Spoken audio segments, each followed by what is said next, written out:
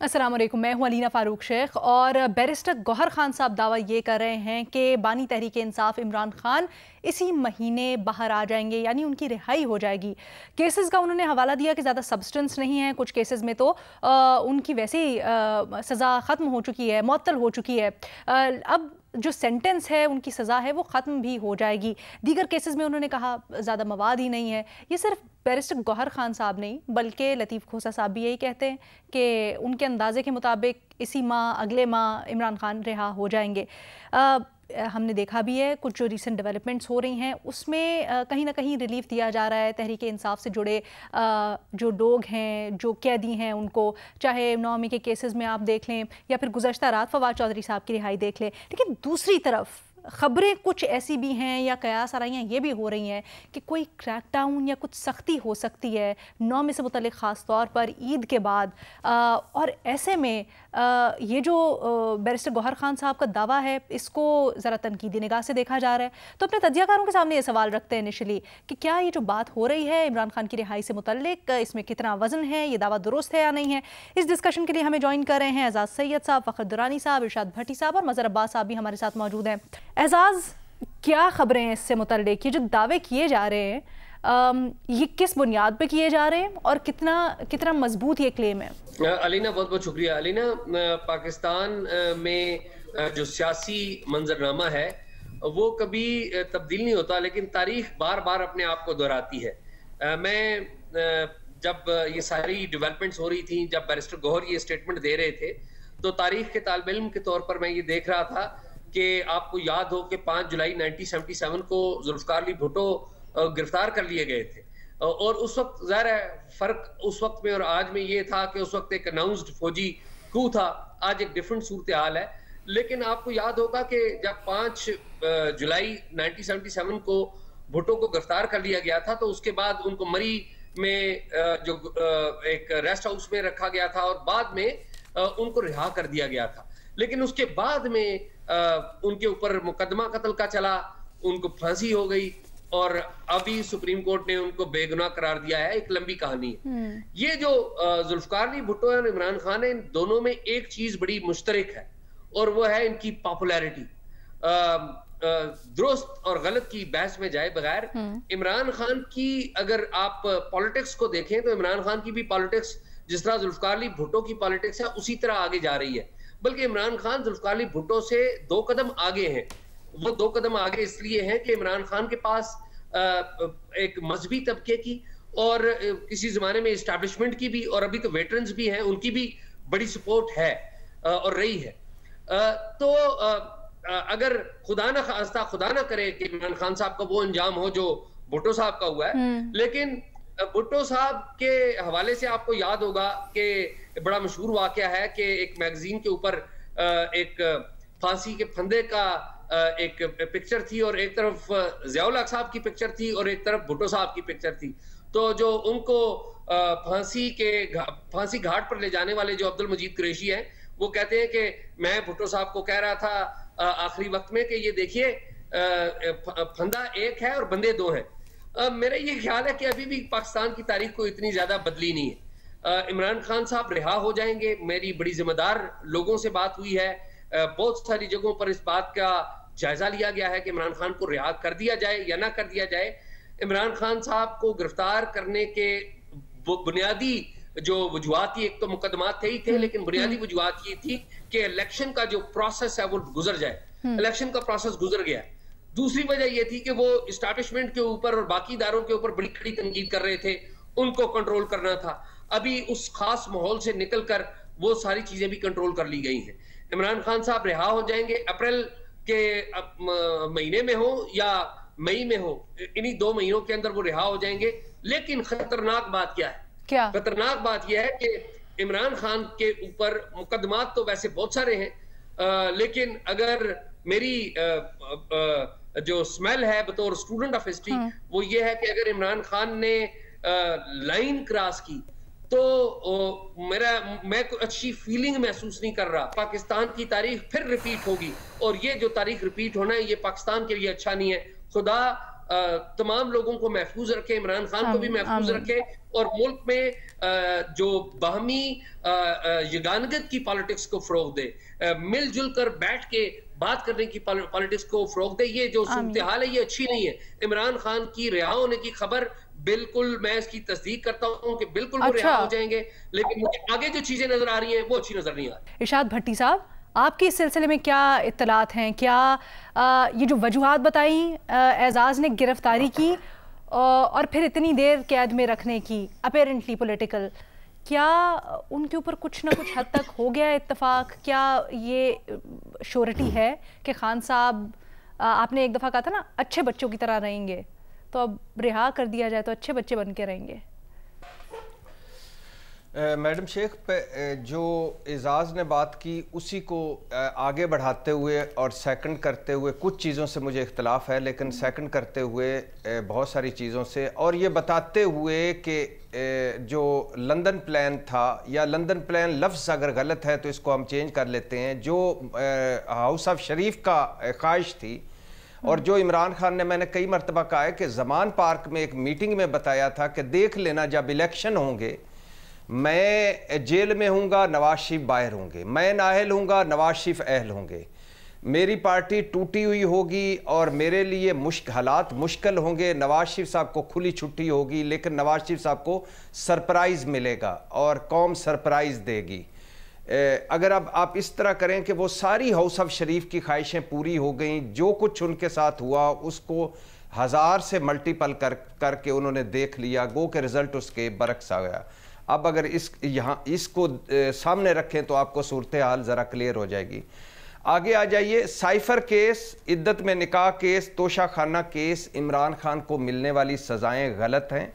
अगर ये केस किसी ऐसे जज के पास चले जाते हैं जिसने इंसाफ से काम लिया, तो इमरान खान बरी हो जाएगा या केस रिमांड बैक हो जाएंगे। ये मैं नहीं कह रहा, बैरिस्टर गौर नहीं कह रहा, लतीफ़ खोसा नहीं कह रहा, राना सनाउल्लाह कह रहे हैं, और वो कह रहे हैं बहसीयत कानून के तालिब इल्म के, उन्होंने सियासतदान के तौर पे बात नहीं की, बहसीयत कानून के तालिब इल्म के मैं ये बता रहा हूँ।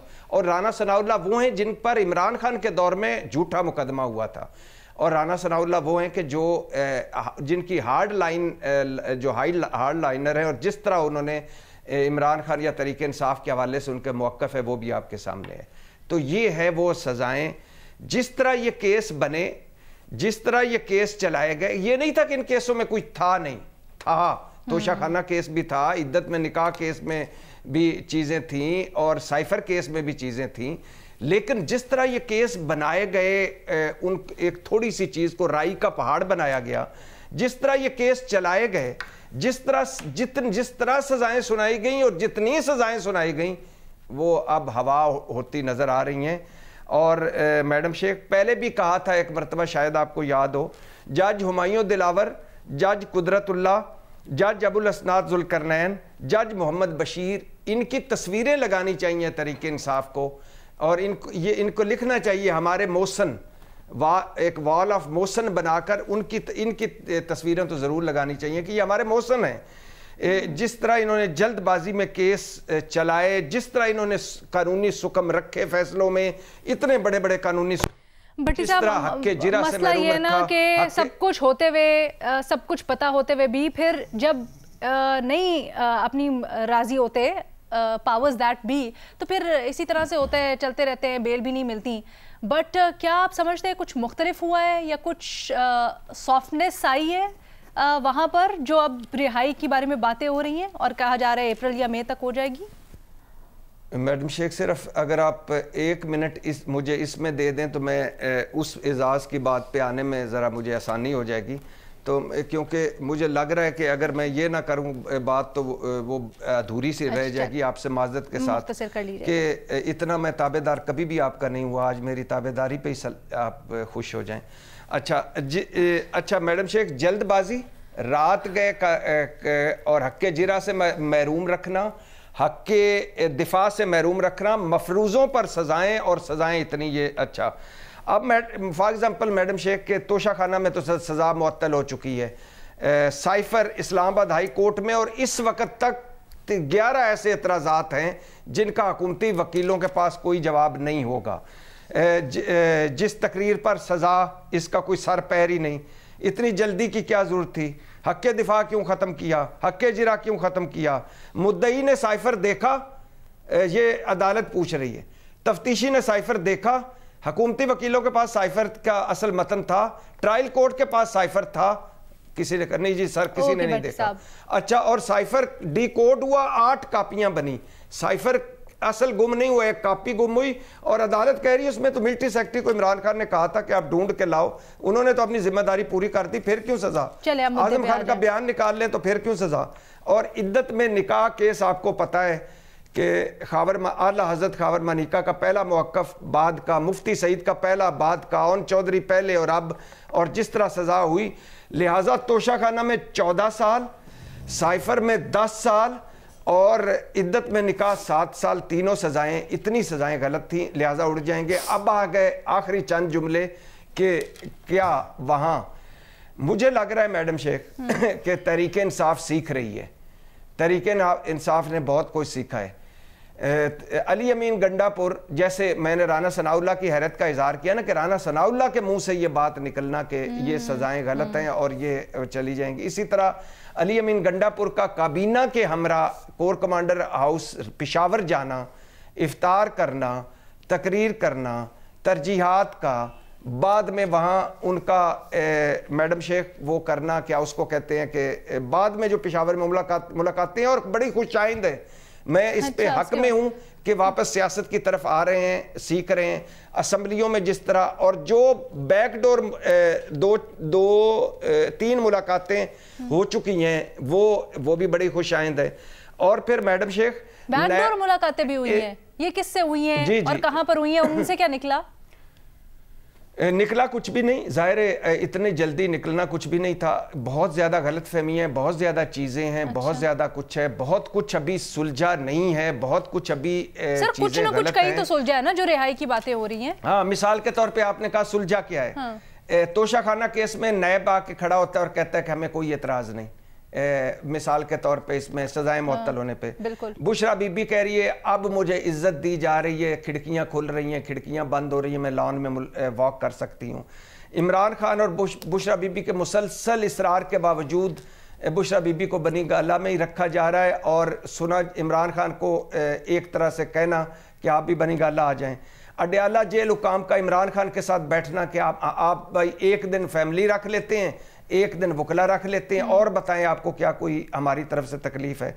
इमरान खान का यके बाद दीगरा 10 लोअर कोर्टों में केसों में बरी हो जाना, और बैरिस्टर और उमर अयूब का कौमी असम्बली में अपोजिशन लीडर बन जाना और पंजाब असम्बली में बन जाना। तो चीज़ें अगर इनको देखें कड़ी दर कड़ी मिलाएं तो चीज़ें बेहतर हो रही हैं। और मुझे लगता है एजाज से, जिसकी एक बात से मैं इख्तलाफ करता, अल्लाह ना करे ऐसा हो, मुझे लगता है कि इमरान खान ने भी काफ़ी कुछ सीखा है, तरीके इंसाफ ने भी सीखा है। अच्छा। वो वापसी चाहते हैं, अगर स्पेस मिल गई जिस तरह मिल रही है तो वो मेरा ख्याल है कि भुट्टो साहब वाला मामला अल्लाह ना करे कभी नहीं किसी सीखा है। मैं इसके ऊपर पूरा सेकंड राउंड करना चाहूंगी, आई एम श्योर सबकी अलग अलग ऑब्जर्वेशंस होंगी, बट फखर क्या आपको लगता है केसेस रहेंगे, खान साहब बेल हो जाएगी, वापस आएंगे? और ये जो भी बात कर रहे हैं कि काफ़ी कुछ बदला है, तो बदले बदले सरकार क्यों नज़र आ रहे हैं?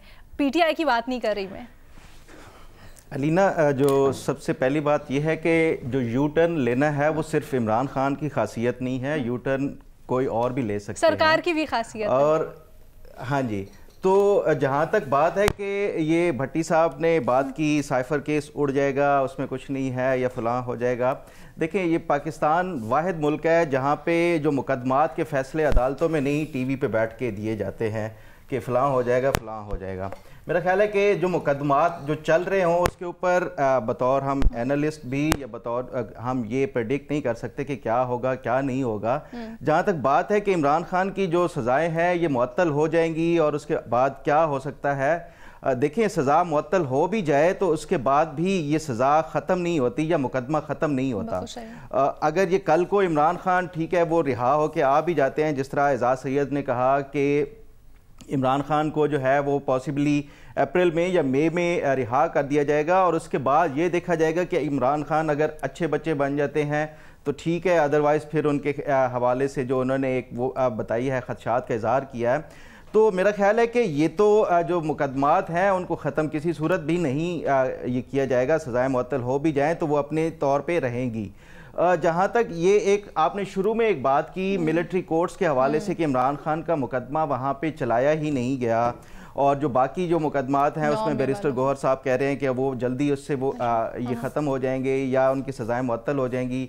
फिर राना सनाउल्लाह ने भी कहा कि रिमांड बैक हो जाएंगे। देखें, जो मिलिट्री कोर्ट वाला है ये एक जेन्युइन कंसर्न है, और ये दोनों साइडों से जो है वो जो जिस तरह कहते हैं ना कि आँख झपकने वाली बात है। अदालतें ये कह रही हैं कि अगर मिलिट्री कोर्ट फैसला देंगी तो उसके बाद ये कल को अगर ये फैसला उड़ जाता है या ये 6 महीने साल की सज़ा के हवाले से, क्योंकि प्रोविजनल जो सुप्रीम कोर्ट ने भी जो इस पे वो दिया है, अलाउ किया है, वो प्रोविजनल है। तो अगर ये मिलिट्री कोर्ट से फैसला आ जाता है और 6 महीने 2 साल की जो सज़ा है या साल की सज़ा है वो ख़त्म हो जाती है, तो फिर मिलिट्री कोर्ट का जो ट्रायल है वो सारा ख़त्म हो जाएगा। क्योंकि आपकी जो डबल जेपर्डी वाली है कि एक बार अगर आपको एक कोर्ट से ट्रायल हो गया और उसकी सज़ा हो गई तो उसी से मुकदमे या उसी से रिलेटेड जो है आपको दोबारा ट्रायल नहीं हो सकता। तो मिलिट्री कोर्ट में जो ताख़ीर वाली बात है, मैं समझता हूं कि ये वो रीज़न है। क्योंकि अगर मिलिट्री कोर्ट से फैसला नहीं आता, ATC से आपने देखा गुजरांवाला में जो मुकदमे 51 लोगों को सज़ा दी गई है, तो उसके बाद ये फिर भी जो है ATC में मिलिट्री कोर्ट में मुकदमा चलाया जा सकता है। लेकिन अगर मिलिट्री कोर्ट के मुकदमों की सज़ा ख़त्म हो गई तो फिर उसके बाद दोबारा नहीं होगी। इसलिए जो मिलिट्री कोर्ट में मुकदमात की सज़ा है या उनके फैसलों की ताख़ीर, ये रीज़न है। सर, और इमरान खान के मैं एक चीज़ जानना चाहती हूँ, 9 मई के ऊपर जो सारे के सारे मुकदमात चल रहे हैं, कुछ को अगर प्रोसीड होते आगे सज़ाएँ भी होंगी यकीनन, जो इस्टेब्लिश करती आई है रियासत कि किस तरह से तहरीक इंसाफ और सीनियर लीडरशिप, जिसमें इमरान खान का भी एक ताना बाना जुड़ता है, वहाँ से सारी इंस्ट्रक्शंस थी। उन्होंने कहा नीचे सब वर्कर्स को सज़ा हो जाए, ऊपर इमरान खान बेल पे हों या उस तरह से मुकदमात ना हों। ये मुमकिन है क्या? इससे फिर ये मैसेजिंग जाएगी कि रियासत सॉफ्ट है 9 मई के ऊपर? नहीं अलीना, देखें, जो इमरान खान की या जो टॉप लीडरशिप है उसकी सज़ा मैं समझता हूं कि वो बात का एक स्टेज था लेटर प्रोसेस के ऊपर। जो मेरी इतलात यही थी कि जो सबसे आखिर पे होगा वो ये 9 मई के हवाले से जो मुकदमात हैं उनके हवाले से। देखें, ये जो स्टेट का प्रेरोगेटिव होता है कि वो प्रोसिक्यूशन को कैसे वो लेके चलती है, क्योंकि ये स्टेट ही अभी मुझे जो जहाँ तक लगता है कि ये उसको डिले कर रहे हैं, ये जो लास्ट पे इसको वो लेके, क्योंकि अभी इमरान खान के और भी केसेस हैं जो ये जो अभी अलकादिर यूनिवर्सिटी वाला जो NCA स्कैंडल था 190 मिलियन पाउंड वाला, वो भी है। तो मुकदमात कोई ख़त्म नहीं हुए। जो 9 मई वाला है वो मैं समझता हूँ कि जो वर्कर्स हैं या ये, जैसे मैंने आपको पहले बताया कि ये टेस्ट कर रहे हैं एक दूसरे को, जो सिविलियन और मिलिट्री जो अदालतों के हवाले से, कि वो पहले जो छोटे मुकदमात हैं, वर्कर्स के मुकदमात हैं, उन पे अदालतों का क्या रिएक्शन आता है, उसके बाद जो लीडरशिप का है उसके वो केसेस का वो किया जाएगा। और क्योंकि अगर ये मिलिट्री कोर्ट के फैसलों को ख़त्म कर देती हैं जो सिविलियन में आके जो अपील में या उसमें, तो फिर ये जो है वो दोबारा से उनका रीट्रायल नहीं हो सकता। तो ये मेरा ख्याल है वो टेस्ट कर रही है जो स्टेट है उसको, जो सिविलियन अदालतें हैं उनके साथ। और इमरान खान या दीगर लीडरशिप के जो मुकदमात हैं वो लेटर स्टेज के ऊपर होंगे 9 मई के हवाले से। ओके जी, एक छोटी सी ब्रेक की इजाज़त दीजिएगा, उसके बाद वापस आते हैं। मदद साहब से मैं वजह भी जानना चाहूँगी, जब ये बातें हो रही हैं और बड़ी शिद्दत से हो रही हैं कि इसी महीने या अगले महीने इमरान खान रिहा हो जाएंगे, क्या वजह हो सकती है इसकी, एंड ऑफ कोर्स पॉलिटिकल इसका इम्पैक्ट क्या होगा आफ्टर ब्रेक। इमरान खान की रिहाई के ऊपर बात हो रही है। मज़हर अब्बास साहब, जिस तरह अभी इतलात भी दी भट्टी साहब ने भी, एजाज़ ने भी, वजह क्या आप समझ रहे हैं? क्या कोई सॉफ्ट कॉर्नर है, कोई सेटलमेंट है, या फिर प्रेशर का नतीजा है जो अब थोड़ा सा नरम हुई है रियासत? देखिए, अगले महीने हम 9 मई को 1 साल हो जाएंगे, और उस 1 साल का अगर आप जायज़ा लें तो आपको अंदाज़ा होगा कि हमारी यह मसला सबसे बड़ा ये है कि हम किसी को निकालने के लिए और किसी को लाने के लिए मुकदमात बनाते हैं और मुकदमात ख़त्म करते हैं। ये हमारी हिस्ट्री रही है और नथिंग हैज़ चेंज। जो मेरी इत्तलात हैं वो ये कि जो मोस्ट प्रॉबेबली हो सकता है चीज़ें बदलती हैं पाकिस्तान में बड़ी तेज़ी से, जो अरेंजमेंट होने जा रहा है वो अरेंजमेंट ये होने जा रहा है कि इमरान खान की वापसी का सफ़र शुरू हो गया है। उस वापसी के सफ़र में इमरान खान फ़ौज के ख़िलाफ़ कम से कम बोलेंगे, कुछ इंडिविजुअल के ख़िलाफ़ वो यकीनन बोलेंगे, लेकिन इस्टेब्लिशमेंट के ख़िलाफ़ वो कम बोलेंगे। उनका माजी की तरह ज़्यादा टारगेट होगा आसिफ अली जरदारी, नवाज़ शरीफ, शहबाज शरीफ, मुस्लिम लीग नून की गवर्नमेंट, नैब के अफसरान, जो उन पे मुकदमात, उनके साथ जो ज़्यादती हुई, ये सारी चीज़ें होंगी। लेकिन वो बराह रास्त जो है वो टारगेट नहीं करेंगे इस्टेब्लिशमेंट को, वो बराह रास्त। और ये सारी चीज़ें इसलिए ज़्यादा हो रही हैं क्योंकि अभी आपको पता है कि ये भी इत्तलात आ रही थी कि कोई ग्रैंड अपोजिशन अलायंस बनने जा रहा है, वो तहरीक चलाने जा रहे हैं। अब ज़ाहिर है कोई भी ये तो नहीं चाहेगी इस्टेब्लिशमेंट की तहरीक से पहले इमरान खान वापस आ जाएं और वो लीड करें कोई तहरीक इस तरह की। वो तो अब देखना ये कि चीज़ें, क्योंकि मैंने कहा कि तेज़ी होती है, मुकदमात हमेशा हमारे यहाँ जब भी सियासी बुनियादों पर मुकदमात बनते हैं उनका यही अंजाम होता है जो हमें नज़र आ रहा है। हमने मादी के मुकदमात का भी अंजाम इसी तरह होते हुए देखा है।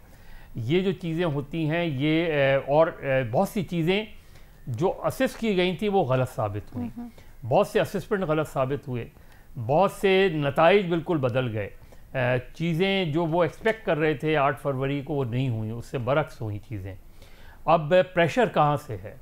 प्रेशर एक तो ये है कि उनको ज़ाहिर है फीडबैक भी मिलता है, एक फीडबैक ग्राउंड से भी मिलता है कि भाई लोग क्या सोच रहे हैं। हर मार्केट में आप चले जाएं, आप अभी बाज़ार में चले जाएं, आपको आम आदमी कहता हुआ मिलेगा, शॉपकीपर्स कहते हुए मिलेंगे कि ये बताएं कि वो कब रहा हो रहा है। ये जो चीज़ें होती हैं ये रिफ्लेक्ट करती हैं चीज़ों को। अब आप अगर छोड़ दें बैरिस्टर गौहर क्या कह रहे हैं, लतीफ़ खोसा क्या कह रहे हैं, लेकिन अगर राना सनाउल्लाह ये बात कह रहे हैं, अगर ये बात मुस्लिम लीग नून के कुछ लोग और कह रहे हैं, जावेद लतीफ़ इस तरह की बातें कर रहे हैं, उसके दो मकसद हो सकते हैं। एक तो ये कि मुस्लिम लीग नून का वो हल्का जो नवाज़ शरीफ को वज़ीर आज़म बनाना चाह रहा था, उनके मकासद तो नहीं पूरे हुए। नवाज़ शरीफ साहब के अपने मकसद भी पूरा नहीं हुआ कि वो आए थे, वज़ीर आज़म बनने आए थे, उनके लिए अगस्त के इलेक्शन मुलतवी हुए अक्टूबर में जो होने वाले थे। तो अब उनके स्टेक पर क्या है? मरियम नवाज़, जाहिर है वो चाहते हैं मरियम नवाज़ कामयाब हो। ऐसा नहीं है कि इमरान खान अगर रिहा हो जाएंगे तो कल मरियम नवाज़ या मुस्लिम लीग नून या PDM की गवर्नमेंट ख़त्म हो जाएगी।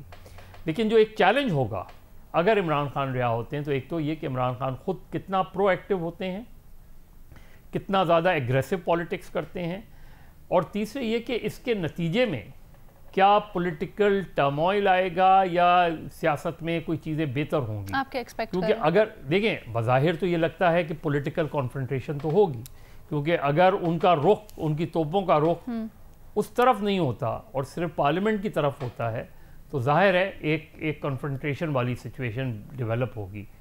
अब इसको किस तरीके से सेटल डाउन किया जाएगा, किस तरीके से प्रोलॉन्ग होंगी चीज़ें, किन किन चीज़ों की तरफ रिलीफ होगा, और जिस तरह अभी एजाज ने शुरू में कहा था और हम उसके गवाह हैं, भुट्टो के साथ जो हुआ रिहाई के बाद गिरफ्तारी, तो रिहाई के बाद गिरफ्तारी तो हर वक्त मुमकिन होती है, कोई भी एक मुकदमा रीओपन हो जाता है, कोई भी एक चीज़ होती है।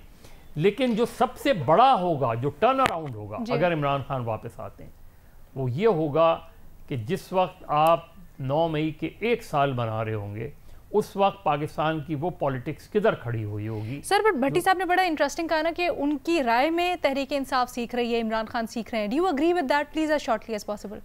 देखिए आपको लगता है एक मुख्तलिफ किस्म की पॉलिटिक्स हमें देखने को मिलेगी जब तहरीक इंसाफ के चेयरमैन आएंगे बाहर? ठीक है, उस तरह से ऑपोजिशन तो हमेशा रहती है, लेकिन कुछ ना कुछ ठहराव आएगा। इमरान खान की पॉलिटिक्स में, इमरान खान की जीन्स में मेरे नुक्ता नजर से हो सकता है उनके यहाँ ठहराव नहीं है, ठीक है, उनके यहाँ एग्रेसिव है, वो हमेशा से एक एग्रेसिव बॉलर रहे हैं, वो एक पॉलिटिकल, उनकी पूरी पॉलिटिक्स देख लें एग्रेसिव एग्रेशन पे बेस करती है। आप देखें कि उन्होंने अली अमीन गंडापुर को क्यों बनाया, उन्होंने जिन लोगों को जहां नामजद किया है वो लोग हैं जो एग्रेसिव पॉलिटिक्स करते हैं। तो एग्रेशन उनकी जीन्स में है, एग्रेशन उनकी पॉलिटिक्स का हिस्सा है, वो नहीं खत्म होगा। लेकिन तो फिर किस तरह से वही मैंने आपसे कहा ना कि रुख किस तरफ होगा, ठीक है, उनका रुख उनके सियासी मुखालफिन की तरफ होगा। मैडम शेख पॉलिटिकल लैंडस्केप, एक सेकंड भट्टी साहब, चले एजाज आपकी तरफ आती हूँ, मुझे बताइएगा क्या आप समझते हैं इसीलिए इसी अरेंजमेंट के तहत फिर जो हमने देखा कुछ रोज़ पहले अदालत में बुशरा बीबी को खामोश करवा रहे थे जब उन्होंने ज़रा सख्त बातें कहीं, ऑल्सो आप किस तरह से सियासी मंजरनामे पे इस डेवलपमेंट को देख रहे हैं? क्या थोड़ा सा ठहराव एक्सपेक्ट कर रहे हैं? क्या आपको लगता है कि आकर चीज़ें बेहतर होंगी? अलीना दो तीन बुनियादी चीजें बतौर तालिब इल्म मैं समझता हूँ। एक तो यह है कि इमरान खान साहब की जो एज है वो है 70+। ये जो एज है ये बड़ी अहम है। इस वक्त तक आप जिन चीजों पे बिलीव करते हैं या जो आपके ख्यालात होते हैं, नजरियात होते हैं, वो बड़े आप रासिख हो चुके होते हैं। बल्कि ये वो स्टेज होती है जहां पर आप पीछे मुड़ नहीं सकते। सीखने का अमल बड़ा कम होता है। बल्कि सीखने के अमल के हवाले से बहुत सारे लोग ये कहते हैं, भट्टी साहब ये फरमा रहे हैं कि इमरान खान साहब ने सीख लिया है। अल्लाह करे सीख लिया हो, अल्लाह करे ऐसा ही हो। लेकिन अगर इमरान खान साहब ने ये सीख लिया तो इमरान खान साहब की जो पॉलिटिक्स है उसके बुनियादी असूलों के खिलाफ है चीज। और वो बुनियादी असूल क्या है इमरान खान साहब की पॉलिटिक्स के? उनके पॉलिटिक्स के 3 बुनियादी असूल है। नंबर 1, वो ये समझते हैं कि पाकिस्तान के सबसे ईमानदार पॉलिटिशियन सिर्फ वो हैं। नंबर 2, वो ये समझते हैं और उनका इस बात पे ईमान है कि उनके अलावा तमाम जो पॉलिटिकल एक्टर्स हैं वो चोर हैं और डाकू हैं। नंबर 3, वो ये समझते हैं कि जो इक़्तिदार का रास्ता है वो रावलपिंडी के जरिए होके आता है। और नंबर 4, ये 4 नंबर बड़ी खतरनाक बात है। वो 4 नंबर पे ये समझते हैं कि वो अपनी पॉपुलैरिटी के दम पर इस्टेब्लिशमेंट को और ताकतवर तरीन लोगों को भी ब्लैकमेल कर सकते हैं या उनको उनके फैसले तब्दील करने पर मजबूर कर सकते हैं। अब ये जो चीज है ना ये बड़ी खतरनाक है। मैं ये समझता हूं कि अगर इमरान खान साहब ने खुदा करे वो सीख लिया हो, जो मुझे लगता नहीं है कि शायद वो सीखेंगे, क्योंकि उनकी पॉलिटिक्स का जो बुनियादी असूल नंबर 2 और 3 है उसके मुखालिफ है। वो ये कि बाकी सियासतदानों को और बाकी पॉलिटिकल जमातों को भी वो एंटिटी समझे और उनको रिस्पेक्ट दे। बट आपका नहीं ख्याल ऐसा है? बड़े कम इसके चांसेस लगते हैं। दैट इज वेरी इंटरेस्टिंग, क्योंकि आज इमरान खान साहब ने कुछ बात भी की है। ज़रा एक छोटी सी ब्रेक लेते हैं, वो भी डिस्कस करेंगे आने के बाद कि उसमें क्या इशारे या क्या झलक मिलती है। क्या आने वाला जो पॉलिटिकल लैंडस्केप है उसके ऊपर कुछ ठहराव नज़र आएगा। ऑल्सो क्या ये जो इस वक्त हुकूमती जमातें हैं उनके साथ उनका रद्द-ए-अमल क्या होगा ये रिहाई की खबरों के ऊपर और सारी अगर अरेंजमेंट की बातें हो रही हैं उसके ऊपर। आफ्टर ब्रेक जी, ब्रेक के बाद खुशामदीद जी। अभी हम बात कर रहे थे कि जो बातें हो रही हैं इमरान खान की रिहाई से मुतालिक, और आज सहाफ़ियों से गुफ्तगू भी की जेल के अंदर इमरान खान ने, और बड़ी दिलचस्प बातें की हैं। उन्होंने कहा जी जो जरदारी और शरीफ ख़ानदान की करप्शन है उसके बारे में जनरल फैज़ और जनरल बाजवा ने बताया था। जनरल बाजवा ने मेरी पीठ में छुरा घोंपा, इस सब के बावजूद मैंने जनरल बाजवा से मुलाकात के लिए कमेटी बनाई, तो कभी फ़ौज से लड़ाई मैंने नहीं की, और हुकूमत गिराने के बावजूद 2 मरतबा जनरल बाजवा से अगर मिल सकता हूँ तो किसी से भी मिल सकता हूँ। अभी जो बात कर रहे हैं इमरान खान साहब, ये क्यों कर रहे हैं? फ़खर, आपका क्या तज्जिया है, क्या मकसद हो सकता है इसका? अलीना, ये जो बयान है इसका मकसद तो यही है कि मैं इनके साथ जो मौजूदा आर्मी चीफ़ है उनसे भी मिलने के लिए तैयार हूँ और उनसे भी मिलना चाहता हूँ। और ये मतलब उनकी तरफ से जो ये पहले तो रिहाई की बातें जो चल रही हैं ये अब आगे NRO की तरफ ही जो मैं समझता हूँ कि ये इंडिकेट कर रहा है कि वो किसी भी हवाले से किसी के साथ भी मिलकर बैठने के लिए तैयार हैं, सिवाय जो पॉलिटिशियंस हैं या जो उनके मुखालफीन हैं उनसे मिलने के। लेकिन मैं इस जो आज उन्होंने मीडिया टॉक की है अलीना, उसमें जो एक बात मेरे लिए मैं पढ़ रहा था जो इनके टिकर्स चले हैं, एक बात जो मेरे लिए वो है इमरान खान ने कहा है कि वो आज भी दोबारा इलेक्शंस हो जाएं तो फिर वो सबको हरा सकते हैं। तो इट मीन्स कि वो कॉन्फिडेंट हैं अभी भी। और ये जो बातें चल रही हैं कि क्या इमरान खान ये इतना अरसा जेल में रहे हैं, उससे कुछ सबक सीखे होंगे या नहीं होंगे, क्या जो उनकी एक अग्रेसिव पॉलिसी है या जो offence is the best defence वाली जो पॉलिसी है उनकी, उसको तर्क करके वो सुलह पसंदी की तरफ आएंगे या नहीं आएंगे। तो मैं समझता हूं कि उनके अंदर ये अब वो और ज़्यादा ख़ासतौर पे इलेक्शन के बाद जो है वो ओवर कॉन्फिडेंट हो गए हैं। तो उसके बाद मैं नहीं समझता कि इमरान खान जो है वो किसी के साथ भी मिल बैठने के लिए तैयार होंगे। ये एक अपॉर्चुनिटी के उसमें है, हो सकता है आप उसको कि वो ग्रैब करने के लिए कर रहे हों, किसी तरह जेल से बाहर आ जाएं। अदरवाइज़ वो ना मैं समझता हूँ कि वो कोई सबक सीख सकते हैं, ना अपने वो सियासी मुखालिफिन के साथ बैठने को, बल्कि जो एक इस्टेब्लिशमेंट के हवाले से भी वो मेरा ये जो मानना है कि इस तमाम तर नताइज के बाद वो मज़ीद रिजिड हो जाएंगे और मुझे नहीं लगता कि ये कोई मफाहमत की तरफ ये जाएंगे। भट्टी साहब, फ़खर कह रहे हैं ये NRO के लिए इस तरह का बयान दिया जा रहा है और जो किसी के साथ भी बैठने को तैयार हूँ वो उसमें ऑपोजिशन के साथ नहीं है, वो फिर वही इस्टेब्लिशमेंट से बातें करने की बात कर रहे हैं। मैडम शेख, अगर ये NRO हुआ तो ये इमरान खान NRO देंगे इस इत्तेहादी हुकूमत को मफामत करके, और साख लेस और इखलाकी बर्तरी लेस और मकबूलियत लेस और परफॉर्मेंस लेस इस हुकूमत को इमरान खान NRO देंगे फ्यूचर में। पहली बात। दूसरी बात मैडम शेख, मैं ये एक दो बातें क्लियर कर लूं कि मुझे नहीं पता कि ये एक हफ्ते में रिहा हो रहे हैं या एक महीने में हो रहे हैं या एक साल में हो रहे हैं, लेकिन मुझे ये पता है कि ये साइफर और तोशा खाना और इद्दत में निकाह केस इसमें रिहा हो जाएंगे। एक बात। दूसरी ये है कि ब्रेक थ्रू नहीं हुआ अभी। अच्छा। ये ज़हनों में रहे, चीज़ें बेहतर हुई हैं, और मैंने ये एजाज ने गलत लिया है। मैंने ये नहीं कहा कि वो सीख चुके हैं, मैंने कहा तरीके इंसाफ सीख रही है और लिहाजा वो बेहतर कल की निस्बत आज बेहतर पोजीशन पे है।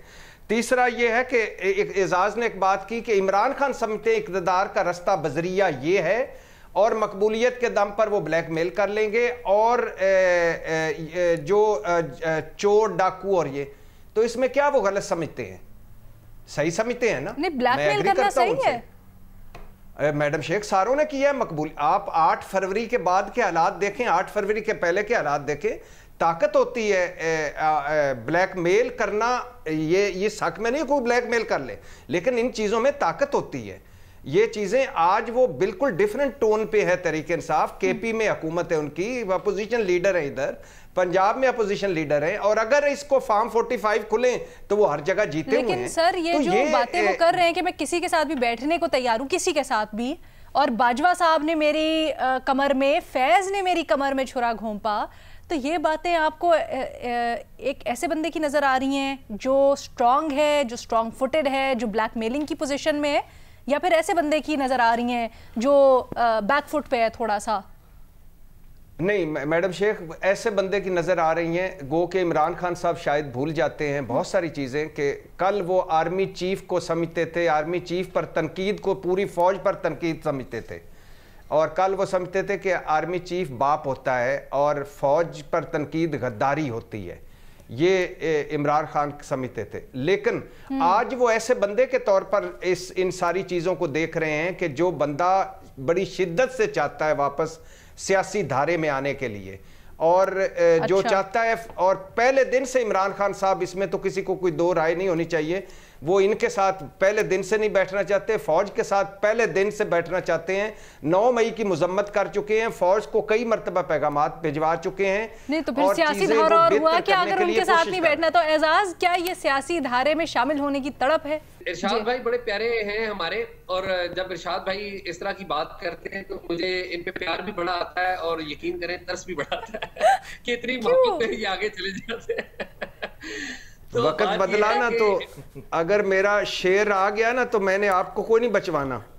शेर नहीं बन गया, आप इलेक्शन सिंबल गलत बोल रहे हैं। टाइगर है, टाइगर। मैं कन्फ्यूजन रख रहा हूँ मजहर भाई, आप सारी चीजें खोल देते हैं, कहीं मैंने भी तो बचना है। इरशाद भाई ने जिन्हें मुर्शद बनाया हुआ है ना, अलमिया ये है कि वो आज भी उनका पूरा बयान पढ़ लें तो वो गिड़गिड़ा कर घुटनों के बल गिर के खुद NRO मांग रहे हैं, लेकिन NRO सियासतदानों से नहीं मांग रहे, एस्टैब्लिशमेंट से मांग रहे हैं। जिस दिन ये सियासतदानों को इज्जत देना सीख जाएंगे, मैं समझता हूँ तारीख भी इनकी इज्जत करेगी और अवाम भी इनकी इज्जत करेगी, और मुल्क के मसाइल भी हल होंगे, क्योंकि इसमें शक नहीं है कि ये मुल्क के सबसे मारूफ और सबसे पॉपुलर सियासतदान हैं। और इज्जत की बात जो है वो मैं नहीं कर रहा, मैं मारूफ और पॉपुलर सियासतदान की बात कर रहा हूं। अगर ये लोगों की इज्जत नहीं करेंगे, बाकी सियासतदानों की इज्जत नहीं करेंगे, तो इनकी भी इज्जत नहीं होगी। ये खुद तकब्बर का मुजाहरा करेंगे तो तकब्बर करने वाले का अंजाम बहुत बुरा होता है, और जिसने भी तारीख में तकब्बर किया उसके साथ तारीख ने जो कुछ किया वो मेरे और आपके सामने है। तो मैं सिर्फ ये समझता हूं कि खान साहब की जो बुनियाद है ना, जो मैं बुनियाद अर्ज कर रहा हूं, तो वो कहते हैं बंद दरवाजे कर लो, मैं बूट पॉलिश कर लूंगा, लेकिन मैं खुले दरवाजों से लोगों के सामने, अवाम के सामने लोगों को इज्जत देकर, लोगों को गले लगा के नेल्सन मंडेला की तरह मुल्क को ठीक करने के लिए तैयार नहीं हूं। अगर मुल्क को ठीक करना है तो खुले दरवाजे के साथ, खुद भी गलतियां माननी पड़ेंगी, बाकियों की भी मनवानी पड़ेंगी, बाकियों को भी इज्जत देना पड़ेगी और तभी खुद आपको भी इज्जत मिलेगी। तो मेहरबानी करके ऐसे करैक्टर्स को या ऐसी बात को इज्जत मत दे। जो जहां पर जो गलत है, एस्टैब्लिशमेंट जहां पर गलत है उसको गलत कहें। जहां पर नवाज शरीफ गलत हैं कि उन्होंने कंप्रोमाइज किया और आसिफ जरदारी गलत हैं कि उन्होंने कंप्रोमाइज किया, तो उनको तनकीद करें। और जहां पर इमरान खान फाशिज्म का मुजाहरा करते हैं और दोहरे मेयार का मुजाहरा करते हैं, तो उनकी भी मजम्मत करें। मयर साहब, डू यू एग्री? देखिए, हर चीज़ तो उसके हक में जा रही है, कौन सी चीज़ उसके खिलाफ जा रही है? आदमी किस वक्त गिड़गिड़ाता है? जब चीज़ें उसके खिलाफ जा रही होती हैं। अदम एतमाद की तहरीक ऑनवर्ड्स आप देखते चले जाएं। इमरान खान की तहरीक अदम एतमाद से पहले डिक्लाइन पे थी और अदम एतमाद के बाद सिचुएशन बदलती गई। वो अपोजिशन में थे, अपोजिशन PDM की गवर्नमेंट बन गई, मुस्लिम लीग नून की लीडरशिप वापस आ गई, पीपल्स पार्टी की लीडरशिप हिस्सा हो गई, 16 महीने हुकूमत किए। क्या इमरान खान की पॉपुलैरिटी नीचे गई कि ऊपर आई? तो अगर नीचे जा रही होती तो आदमी गिड़गिड़ाता। अगर एक आदमी, और 8 फरवरी के बाद तो ऑटोमेटिकली एक आदमी में कॉन्फिडेंस आता है कि तमाम तर हरबों के बावजूद उसने उस ताकतवर बयानिए को शिकस्त दे दी। और 8 फरवरी का नतीजा और क्या है? यही तो है। तो अब ऐसी सिचुएशन में ना कोई उन पे कत्ल का मुकदमा चल रहा है जिसमें सजाए मौत हो जाए, सही है, ना उन पे, तो वो मुझे नहीं लगता, वो तो एक सिचुएशन में मेरा ख्याल है वो निकलना जरूर चाह रहे होंगे इस सिचुएशन से, एक मेन स्ट्रीम पॉलिटिक्स में वापस आने के लिए। आपका नहीं ख्याल? लेकिन ये एस्टैब्लिशमेंट के लिए भी एस्टैब्लिशमेंट के लिए भी आसान सूरत हाल नहीं है, क्योंकि सर मेरे लिए बड़ा इंट्रीगिंग है, फैज साहब का नाम लिया उन्होंने, इससे पहले हमने कभी नहीं देखा। एजाज भट्टी साहब, मैं आप लोगों के पास आती हूँ, बट प्लीज अपना आर्ग्यूमेंट बहुत मुख्तसर रखिएगा, टाइम हमारे पास खत्म हो गया है। एजाज, मैं सिर्फ ये अर्ज करना चाहता हूँ, मजहर अब्बास साहब से हम बहुत सीखते हैं और सच्ची बात है, हमने उन्हें सीख के भी इनके साथ बैठते हैं तो बड़ा खुद को समझते हैं कि हमारे लिए बड़े ऑनर की बात है, हम इनके साथ बैठते हैं। लेकिन मैं बतौर तालिब इल्म ये कहूँगा कि जो पब्लिक पॉपुलैरिटी है और पावर का मसल है, ये दो अलग चीजें हैं। पावर का मसल अगर पब्लिक पॉपुलैरिटी को देखता तो भुट्टो फांसी ना चढ़ते। जो पावर का मसल है वो उधर अपनी जगह मौजूद है। जो बूट की ताकत है और टैंक की ताकत है और गोली की ताकत है, उसको पॉपुलैरिटी से आप शिकस्त नहीं दे सकते। बड़े कम अल्फाज में आपने अच्छी तरह से अपना पॉइंट बता दिया। मैं भट्टी साहब का 1 मिनट जरा पॉइंट ले लूं। भट्टी साहब, कोई शक नहीं मैडम शेख के मकबूलियत एक अलहदा उसका अपना है, कबूलियत का एक अलहदा है, इसमें कोई शक नहीं। लेकिन मैं ये अपने एजाज भाई में से माजरत के साथ इख्तलाफ करूँगा कि इमरान खान गिड़गड़ाना होता इमरान खान को या घुटनों पर आना होता तो ये मसला यहाँ तक पहुँचते ही ना, और ये 8 महीने जेल में होते ही ना। मसला ये नहीं है, मसला ये भी नहीं है कि किसी को गिड़गड़ाना चाहिए या किसी को नहीं करना चाहिए। मसला ये है कि इस वक्त तहरीक इंसाफ और इमरान खान से बात किए बिना बात आगे नहीं बढ़ेगी, लिहाजा अनाएं और ज़िद्दें इनको वो ख़त्म करके आगे बढ़ना पड़ेगा और ये हमें लेकर चलना पड़ेगा। और कबूलियत वाले हलकों को भी इसका इदराक है। खुदा करे ऐसा हो। नहीं मैडम शेख, मैडम शेख, खुदा करे ऐसा हो। भट्टी साहब जल्दी से। मैडम शेख, चीजें बेहतर हुई हैं, मैं कह रहा हूँ। ओके ठीक है, अभी तक रिजॉल्व नहीं हुई जो आपने जैसे पहले कहा था। फखर, फैज साहब का नाम लेना क्या एक बहुत बड़ा इंडिकेशन है कि कुछ बदल रहा है इमरान खान के अंदर? नहीं अलीना, ये इमरान खान के अंदर बदल नहीं रहा, बल्कि इमरान खान की जो असलियत है वो बाहर आ रही है। वो हमेशा अपने जो मोहसिन है वो उनको बस के नीचे फेंक देते हैं। ये मुझे डरा रहा है। ये जनरल फैज हमीद का भी जो नाम लेना भी ये इमरान खान की वही जो एक खासियत है वो उसी को इंडिकेट करता है। तो फिर आप थोड़ा सा डर जाए भट्टी साहब, हम भी फिर डर के प्रोग्राम क्लोज कर देते जी। That is all we have time for today. इजाजत दीजिए, अल्लाह हाफिज़।